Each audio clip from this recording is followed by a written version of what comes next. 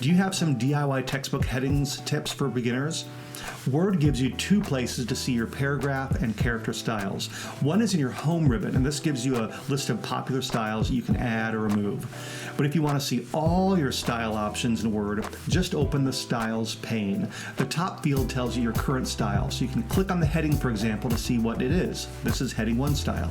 Knowing this is especially helpful when you want Word to insert a table of contents. If you've used the wrong heading somewhere, it won't show up right when you add your table of contents.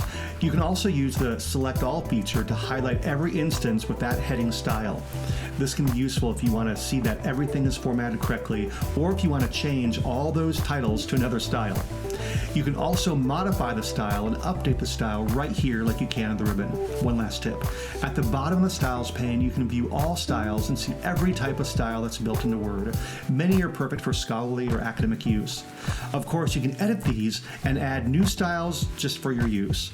And you simplify things by just viewing styles in use. That's it. Happy publishing.